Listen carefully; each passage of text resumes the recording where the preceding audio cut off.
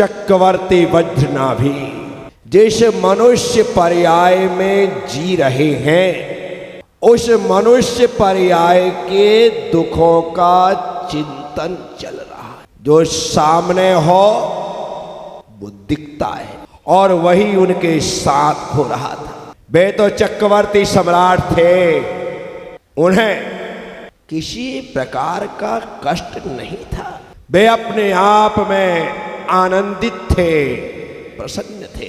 लेकिन मनुष्य जन्म संबंधी दुखों से परिचित थे, इसीलिए वे उन दुखों का चिंतन कर रहे हैं। चिंतन करने से दुखों से मुक्ति का रास्ता मिलता है और चिंता करने से दुख का रास्ता मिलता है। इसलिए चिंता नहीं, चिंतन करो।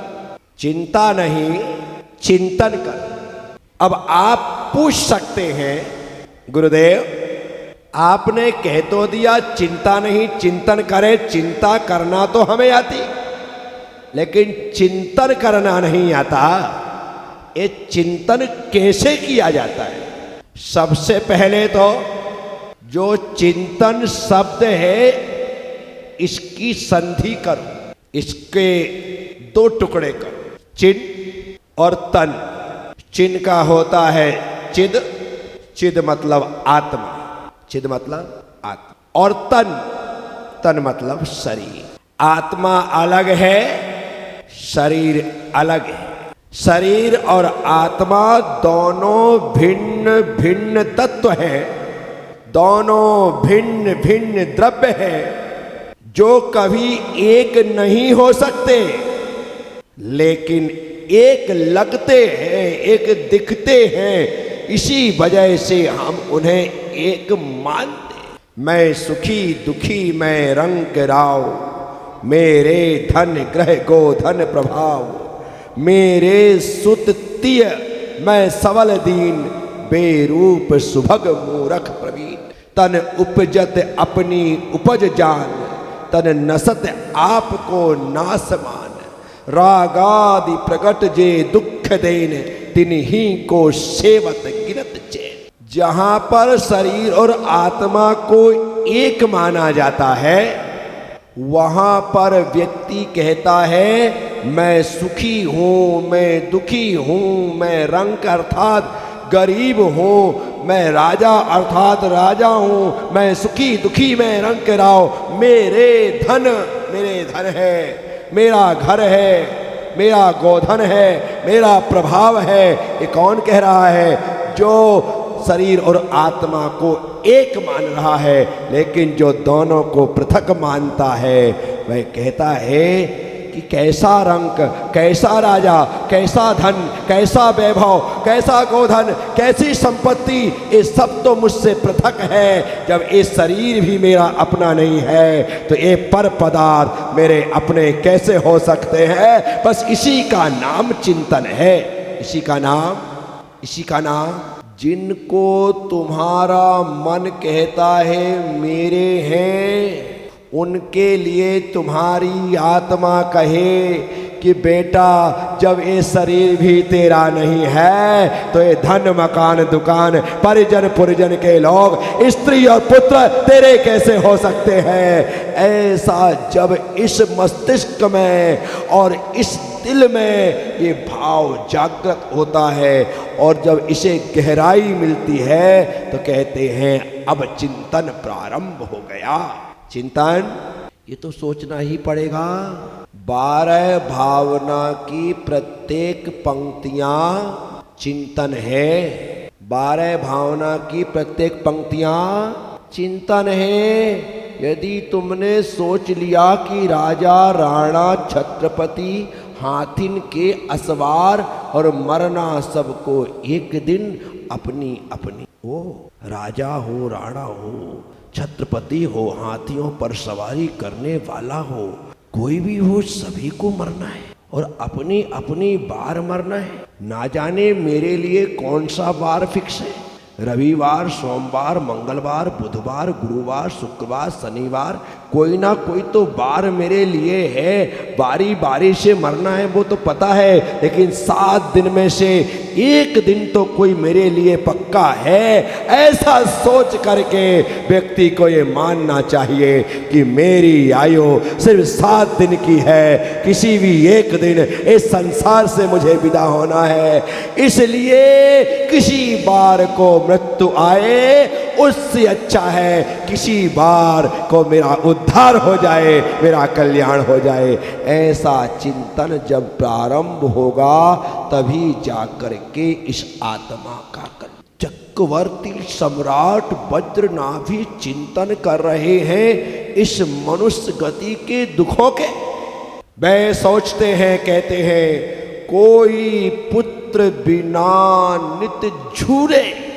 किसी के पुत्र नहीं है, किसी की संतान नहीं है, तो उसके कारण से पुत्र विहीन होने की वजह से वह झूरे मतलब सूख रहा है, रोज रोज सूखता चला जा रहा है। उसी टेंशन में है कि मेरे संतान नहीं है, मेरे पुत्र नहीं है, मेरा बेटा नहीं है, मेरा उत्तराधिकारी नहीं होगा। बेटी है, बेटी की शादी हो जाएगी, शादी के बाद फिर बचेगा क्या, मेरा कौन बुढ़ापे का सहारा बनेगा। यही सोच सोच करके वह दुखी हो रहा है। कोई पुत्र बिना नित झूरे, होए मरे तब रोवे। किसी के पुत्र नहीं है इसलिए रो रहा है, और किसी के पुत्र हुआ लेकिन होते ही मर गया इसलिए रो रहा है। कितने लोग मिलेंगे आपको जो संतानहीन जीवन जी रहे हैं, जिनका बेटा नहीं। उसके बाद कितने लोग मिलेंगे आपको जिन्होंने संतान को गर्भ में तो धारण किया, गर्भ में ही मर गया, गर्भपात हो गया, गर्भस्राव हो गया। उसके बाद यदि पैदा हो गया तो पैदा होते ही मर गया, यदि थोड़ा बड़ा हुआ तो बड़े होकर के मर गया। मृत्यु है, ऐसा लिखा तो नहीं है कि बुजुर्ग को ही आएगी। मौत किसी को भी आ सकती। हमने कितने लोगों को जाते देखा जिनके जाने की हमें उम्मीद ही नहीं थी कि ये व्यक्ति मर जाएगा। अरे क्या बात कर रहे हैं, कल ही रात तो मैं उससे मिला, मेरी बात हुई, हम लोग साथ साथ रात को 11 बजे चाय पिए, और अभी सुबह चलना है उसकी अर्थी पर, उसकी यात्रा पर। नहीं, हो ही नहीं सकता, मुझे विश्वास ही नहीं है। नहीं सुना है आपने ऐसी घटनाएं? मौत बता के नहीं आती, किसे आने वाला है, आने वाली है, किसी को ज्ञात नहीं होता है। तो ऐसे हमने स्थितियां देखी है। कोई पुत्र बिना नित झूरे, होए मरे तब रोवे। और किसी का होकर के मृत्यु को प्राप्त हो गया, वह बेचारा उस बेटे को, उस बेटी को याद कर कर करके ही रोता रहता है, आंसू बहाता रहता है। खोटी संगति सो दुख उपजे। अब किसी का बेटा तो हुआ, मरा भी नहीं, बड़ा हो गया, लेकिन बुरी संगत में पड़ गए। ऐसे बच्चों के लिए वे माँ बाप आंसू बहाते हुए कहते हैं, इससे तो अच्छा नहीं होता तो अच्छा था। ऐसे दुष्ट से, ऐसे कुल कलंकी से तो बेटा ना होता तो ही अच्छा था। खोटी संगति सो दुख उपजे। यदि बेटा गलत संगति में है, गलत लोगों के साथ है तो दुखदाई। माता पिता बार बार क्यों कहते हैं कि बेटा मंदिर जाओ, धर्म करो, पूजा करो, अभिषेक करो, पाठ करो, गुरुजी आए हैं उनके पास आया जाया करो, बैठा करो। क्यों कहते हैं? उनको इसलिए कहना पड़ता है ताकि तुम बुरी संगति से बच करके अच्छी संगत में रह सको। इसीलिए कहा जाता है कि गुरुओं के पास जाया करो, क्योंकि यहाँ आने से सबसे बड़ा फायदा ये है कि हमारे दिल और दिमाग में बुरे भाव, बुरे विचार नहीं आते हैं। हम यहाँ पर एकदम अच्छे विचारों से युक्त हो जाते हैं। ये सत्संग का प्रभाव होता है। यदि मन भटक रहा हो तो सत्संग में आने वाले बच्चे को, आने वाले युवा को, आने वाली युवती को, आने वाले लोगों को रास्ता मिल जाता है। उन्हें लगता है कि मैं तो गलत सोच रहा था, गलत सोच रही थी, मुझे ऐसा नहीं सोचना चाहिए। अच्छा हुआ आज तो ऐसा लग रहा है जैसे गुरुदेव मेरे लिए ही बोल रहे। कितने बार ऐसा लगता है कि जैसे ये बात मेरे लिए ही कही जा रही है। कहीं ऐसा तो नहीं कि मेरी मम्मी ने मेरी शिकायत कर दी हो, कहीं ऐसा तो नहीं कि मेरे पापा ने चुपचाप महाराज श्री को कह दिया हो। पक्का ऐसा ही मुझे डाउट हो रहा है। कहा नहीं है, लेकिन तुम्हें ऐसा खोटी संगति सो दुख उपजे। जिन लोगों की आदत खराब हो गई, उनके माँ बाप की आंखों में आंसू के अलावा और जिनके बच्चे बुरी संगत में पड़ कर के व्यसनी हो गए हैं, उनके माँ बाप के पास रोने के अलावा और कुछ नहीं। इतने लोग मेरे पास आते हैं, महाराज श्री इस बच्चे को समझा दो, गलत संगत में पड़ गया है। महाराज श्री हम तो समझा करके हार गए, बस आखिरी आपके ही शरण में लेकर के आए हैं। आप ही कोई ऐसा उपाय सुझाओ कि यह सुधर जाए। बहुत लोग वो बेटा सुधर सकता है, कोई कठिन काम नहीं, लेकिन उसे यहाँ आना जाना पड़ेगा। अच्छों की संगति से अच्छाई प्रवेश करती और बुरों की संगति से बुराई प्रवेश करती। जैसों के साथ रहोगे वैसा ही होगा। इसीलिए आपके बच्चों के दोस्त यार कैसे हैं, इस पर नजर रखना जरूरी है। यदि गलत की संगत में वह आ गया है तो पहले ही दिन, पहले ही क्षण उसे दूर कर लो, अन्यथा पछताना पड़ेगा। जितनी दूरी दुष्टों से रहे उतना अच्छा है, जितनी दूरी बुरों से रहे उतना अच्छा है। कई लोगों को कई प्रकार के शौक होते। कुछ लोगों को अजगर पालने के शौक, कुछ लोगों को शेर पालने के शौक है। अब आपको ये भी शौक है, हाँ, आप बराबर तरीके से ऐसे वीडियो आए दिनों वायरल होते हुए देख सकते। अब पता चलता है दुष्टों से दोस्ती की है। याद रखना, एक दिन तुम इनके शिकार होने वाले। आज तो शेर के साथ खेलने में बहुत मजा आ रहा है। वो आता है, तुम्हारे छाती पर पंजा रखता है, तुमसे गले मिलता है, सब कुछ अच्छा लग रहा है। अजगर के साथ सो रहे हो, वो तुम्हारे साथ रहता है, तुम उसके साथ रहते हो, बड़ा अच्छा लग रहा है। एक दिन वही अजगर तुमको निगल जाएगा और एक दिन वही शेर तुम्हारा दो टुकड़ा कर देगा। ये सच्चाई है, ऐसी घटनाएं घट रही हैं। साथियों, ये दुष्टों की संगति कभी अच्छी नहीं होती। जो बच्चे गलत संगत में आ जाते हैं और तुम समझाते हो तो कहते हैं मम्मी आपको बुरा लगता है, आपको बुरा लगते हैं, वो ऐसा है नहीं, बहुत बढ़िया है, मुझे पता है कि कितना अच्छा नेचर उनका, ऐसा नेचर किसी का नहीं होगा। आप कह रहे हो बहुत अच्छा नेचर है, लेकिन एक दिन वह अपनी औकात दिखा देगा। आजकल क्या है कि लव मैरिज का बहुत ज्यादा प्रचलन आ गया। ये बच्चे बचपन से ही को एजुकेशन में पढ़ते हैं, पढ़ते पढ़ते बाहर भी साथ पढ़ते हैं, बाहर साथ पढ़ते पढ़ते साथ साथ जॉब भी चालू हो जाती है और बचपन से चलते चलते अच्छे लगते लगते उनको प्रेम प्यार मोहब्बत हो जाती है। और जब उम्र होती है, माँ बाप शादी विवाह के लिए कहते हैं तो पहले तो मना करते, अभी तो क्या है मम्मी, अभी बहुत जल्दी है ना, अभी तो उम्र ही कितनी है, थोड़ा जॉब कर लेने दो, मैं थोड़ा तो अनुभव का मुझे पढ़ाई लिखाई का फ़ायदा तो लेने दो, आप तो बहुत पीछे पड़े हो, शादी करना ही तो है 2 साल बाद सही। माँ बाप को लगता है कि चलो ठीक है, बच्ची ऐसा कह रही है मान लेते हैं, बेटा ऐसा कह रहा है मान लेते हैं। जब वाकई में उम्र हो जाती है और तुम कहते हो तो फिर कहता है कि मम्मी मैं शादी तो करूँगी लेकिन उसके साथ। अब क्या करोगे, क्या करोगे? मम्मी हमारा तो 5 साल से अफेयर चल रहा है।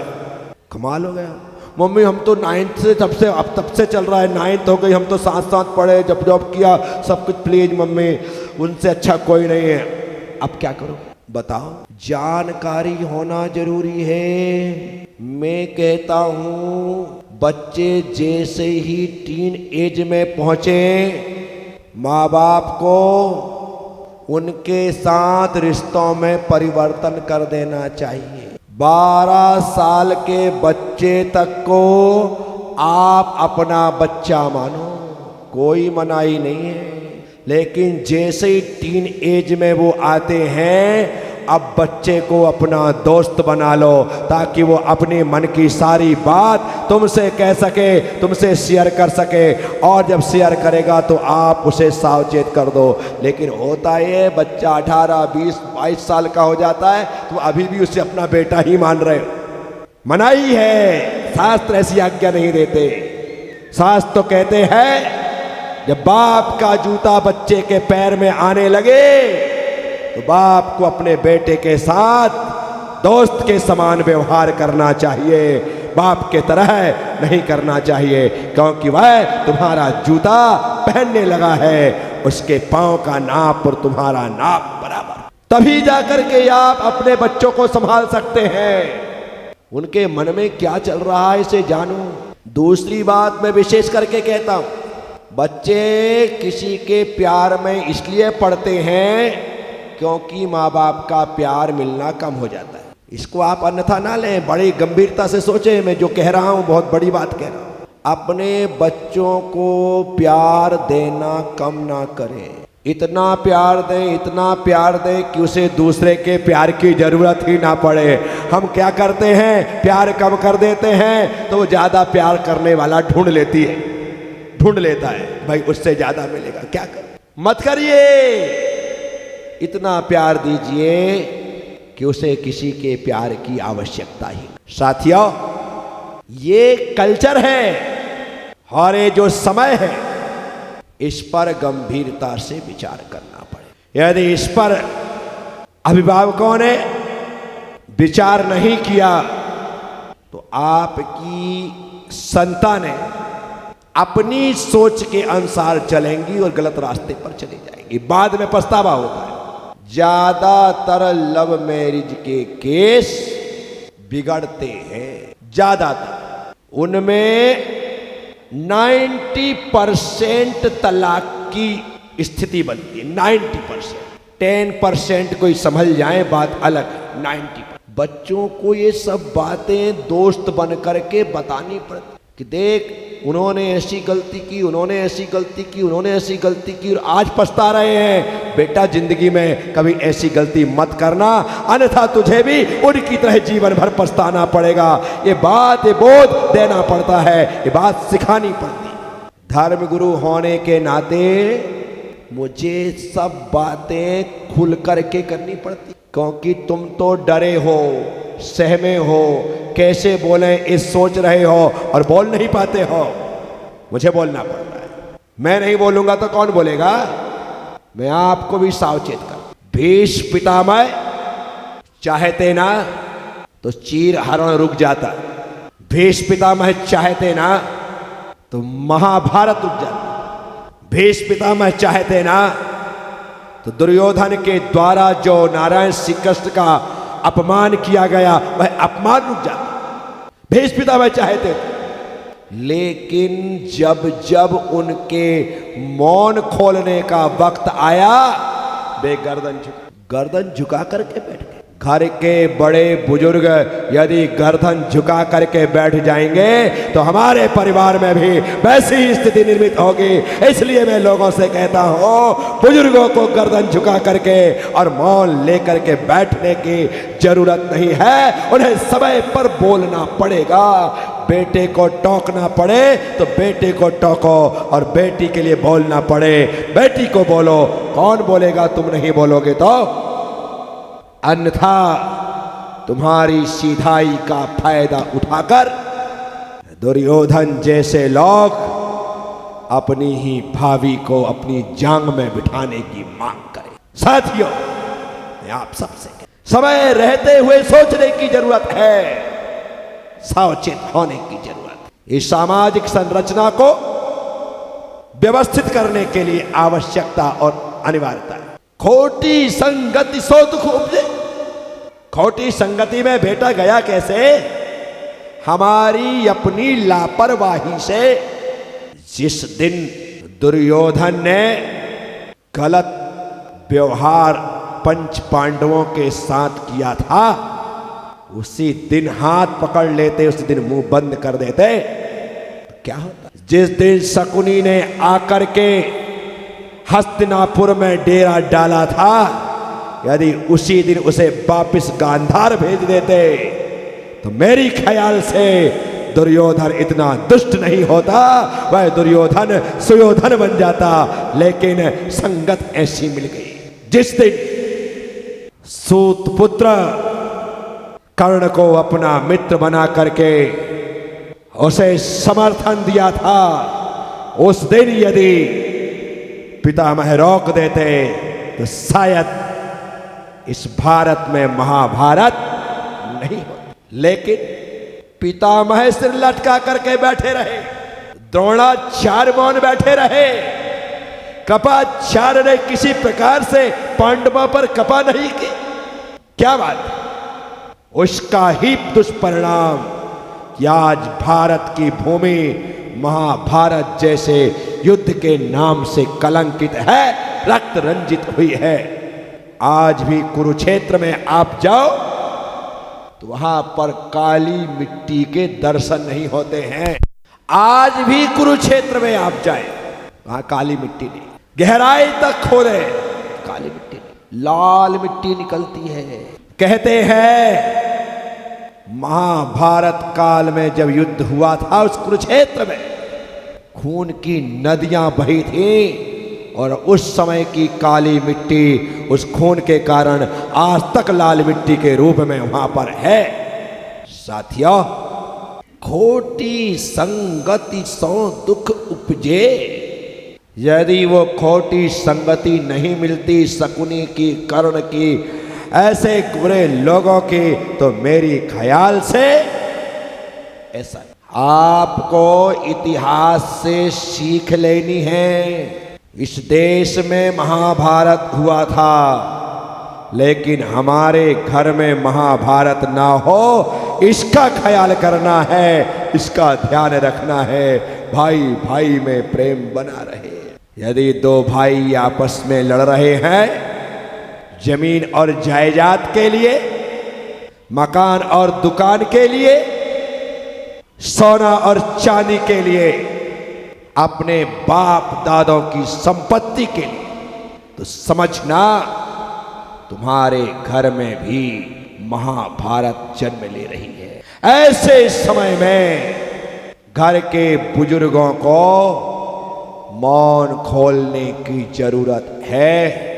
जो बच्चे जिद करें तो ठीक है बेटा, यदि तुम्हें संपत्ति ही ज्यादा प्यारी है और तुम इसके लिए प्रेम को खो करके संपत्ति चाहते हो, तब ये संपत्ति किसी को नहीं मिलेगी। ये मेरे कमाई है, मेरे पिता ने मुझे दी है, मैं अब ये संपत्ति तुम्हें नहीं, अब ये संपत्ति मैं पूरी की पूरी किसी धर्म स्थान के नाम करता हूँ, किसी परमार्थ के नाम करता हूँ। लड़ाई झगड़े से अच्छा है किसी को दान में दे करके उस संपत्ति को मैं पुण्य का अर्जन करना चाहिए।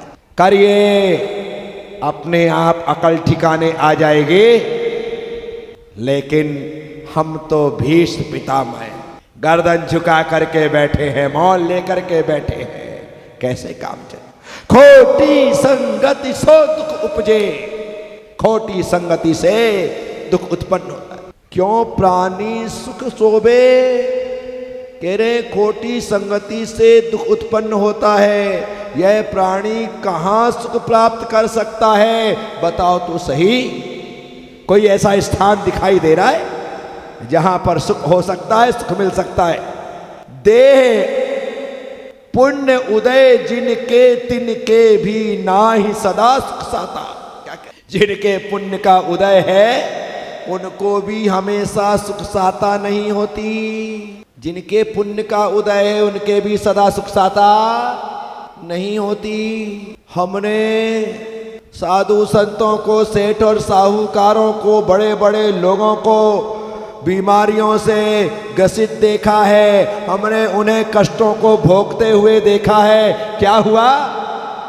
जिनके पुण्य उदय जिनके तिनके भी नाही सदा सुख साता, उनके भी हमेशा सुख साता नहीं है। तो अब हम आप कौन से खेत की मूली है?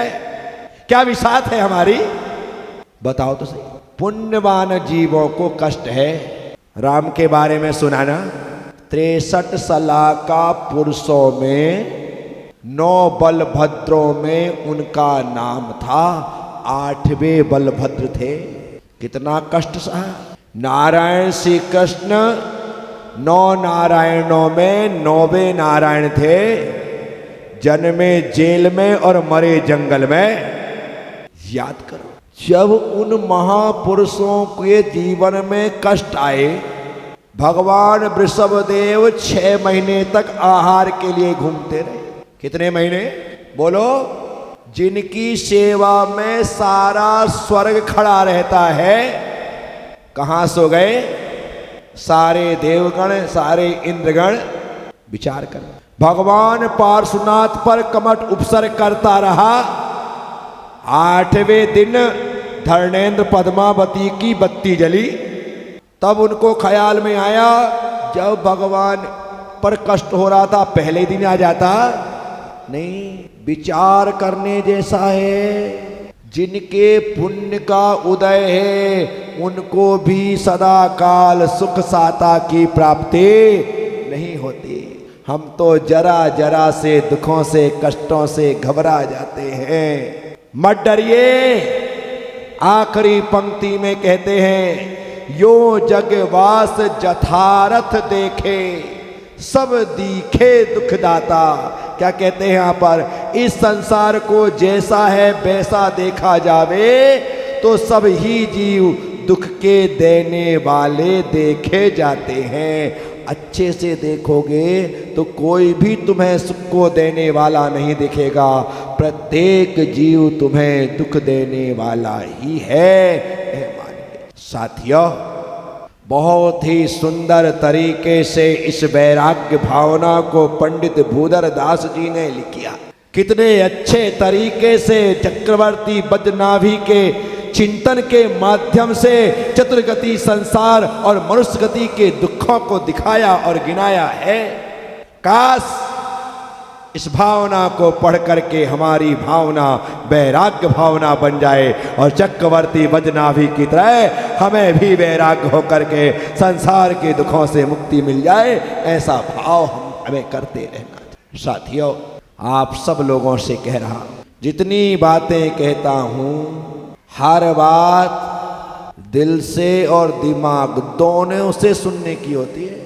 मैं किसी पर्टिकुलर व्यक्ति के लिए कोई बात नहीं कहता। मैं हर बात आपके लिए ही कहता हूँ, ये मान के सुना करो। उसके लिए कही जा रही है ऐसा नहीं, ये हमारे लिए ही है, मेरे लिए ही है और मुझे सावधान होना है, ऐसा सोच करके सुना करो।